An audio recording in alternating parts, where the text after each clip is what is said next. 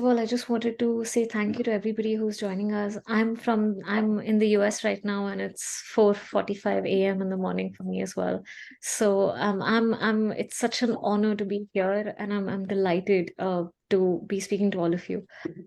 So as Sylvia already pointed out, what I'm going to do is outline the notion of a feminist city, which is sort of looking at what does an approach of feminist urban planning, what can it do to the city as we understand it, and what would that look like? So if you could go to the next slide. So I wanted to start off with a fundamental premise that is underlying feminist urbanism, right?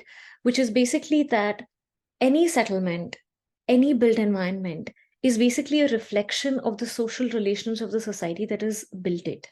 And this is a quote of a famous feminist geographer who says that our cities are patriarchy written in stone, brick, glass, and concrete. Now, the fundamental argument that feminist urbanism makes is that if we live in an unequal society, the built environment is a reflection of that unequal society. So, in order to transform society, we also have to transform the environment. So, which is why when we're looking at patriarchy, applying feminist principles to urban planning could change not only our cities, but also the society that we inhabit today. Next slide, please. So this is an image. I wanted to use a lot of images because I wanted us to have a visual impetus in trying to imagine what a feminist city might look like. Now, something that's fundamental to the imagination of a feminist city is a focus on women's everyday lives. A problem with current paradigms of urban planning and urban development is that they're based on capitalist and patriarchal notions of development, in the sense that the user that is often imagined in the dominant discourses of urban planning and design is usually an able-bodied man, with a 9 to 5 job. And this is true for most cities. Women's safety is a question that plagues cities across the world, whether it is India, whether it is the United Kingdom, or even in the US. Now, when we are thinking about cities that are livable for all, what we would like to do and what I would like to argue is that we need to focus on women's lives and women's everyday experiences and their aspirations. Now, this brings us to the question of care work. I'm going to talk about care work a lot in my presentation because it is a hugely important facet of urban life and community that is not taken into account in the context of planning, making policies, and envisioning and what the city looks like. Now, in the context of care work, if you look at the image, you have places where food is available, that is affordable, that is cheap, that is nutritional. You have a place where there are domestic chores that are taking place. You have a bicycle track. You have homes with, I'm really sorry about that. You have uh, an infrastructure of childcare, taking care of families, and community gardens. This is a representation of what a holistic life could feel like and look like. And this is realizable and possible in our cities today. Now, the feminist care ethic becomes very important in this imagination of a feminist city. Now, if you could move to the next slide. Yeah. So I wanted to focus on the context, in the context of the feminist city, it's very important to look at public infrastructure. Now, mobility is the lifeblood of a city. Now, without mobility, cities just will come to a standstill.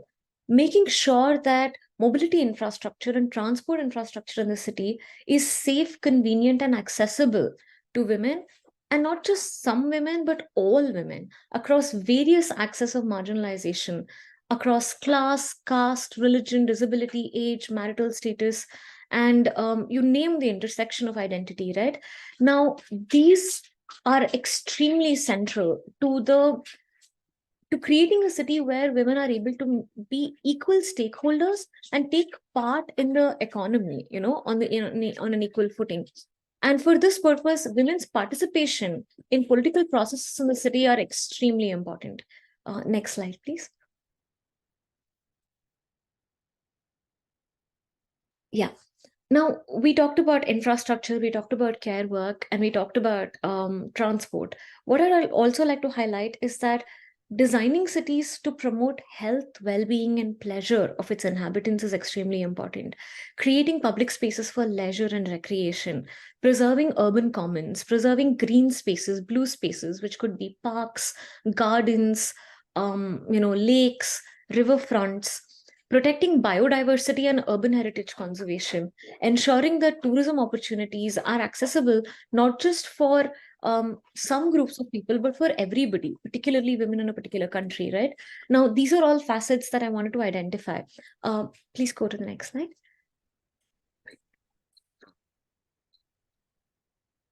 So what I've done is, maybe in a very, very brief way, I identify some of the key facets of what I believe are the characteristic features of a feminist city. Now, there are significant resonances between a just transition approach and feminist urbanism.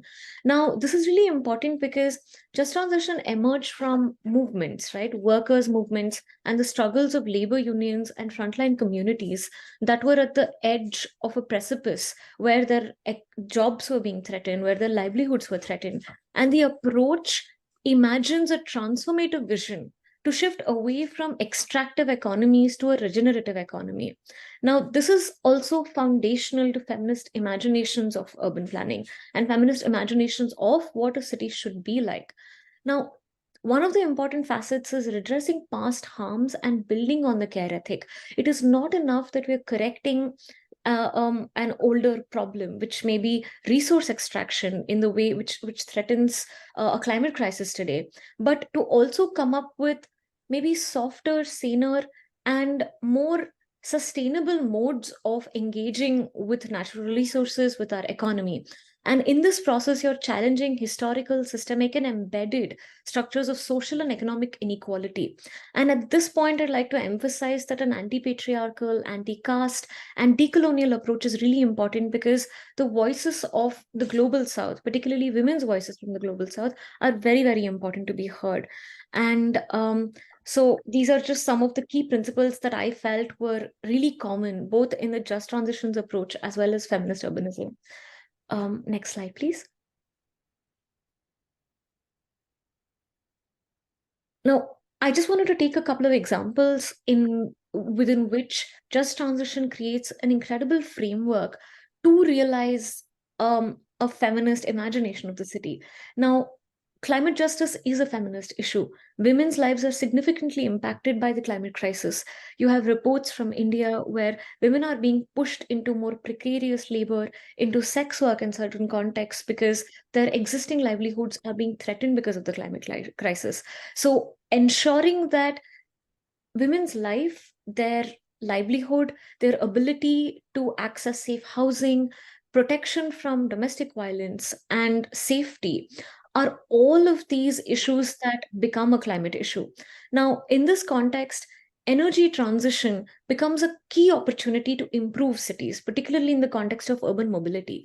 Now, sustainable mobility policies must be designed around women's use because women are majority users of non-motorized transport options, especially in India, such as walking, cycling, and use of public transport. Now, there are some excellent examples of certain states in India that are promoting and encouraging the use of public transport by making public transport free for women. Now, I'm going to look at it in some more detail in a later slide. Now, in this context, I also wanted to emphasize that the use of technology and smart city policies that sort of come up in the context of cities these days must take into account the digital gender divide. Now, if any technological solution is being posited but is not accessible to a vast majority of women, of working class women, women who most need the support of services in the city, then it's a completely pointless exercise. Next slide, please. Yeah, Sneha, just a reminder that you have 2 minutes left. Thank you. Okay, great. So I just wanted to look at one scheme that was recently launched by the government of Karnataka, but I just wanted to emphasize how impactful it has been in the few months that it's been in action. Now, Karnataka, women who are domiciled in Karnataka are allowed to travel for free across any state-run bus in Karnataka. Now, In June, it was launched in June. Between June and August, approximately 360 million women passengers have utilized this initiative. And it has boosted women's tourism across the state, especially to religious sites, to cultural spaces of heritage or for pleasure. You have women, there are so many interviews that are extremely, they're so emotional to watch. You have these women talking about what they're going to do with the money they are saving and how this has opened up avenues for access to the city. So, for the first time, they're able to take part in the publics and the commons of the city on an equal basis with men, right? And this becomes really important to ensure that women with disabilities are kept in mind, because one of the problems, even if you make public transport free, if the buses are not accessible to persons with disabilities, then women lose out. If there are not enough toilets or sanitation facilities that are accessible everywhere in the city, then women really can't take part in, the labor force at the same rate. If you could go to the next slide. So I just wanted to give you guys a brief snapshot of my favorite short story that really inspired my project and my research on feminist cities, which is Sultana's Dream. It was a very small short story written in 1905 by Begum Ruqayya Sakhawat. And she talks about a feminist utopia. And what really struck me when I was doing research for this presentation is she describes transition to cleaner energy back in 1905. She's talking about cooking with solar light. She's talking about water storage through air balloons, right? Like it's really interesting. She's talking about a university that is dedicated to scientific and cutting edge research called Sultana University, that's named after the story. Next slide, please.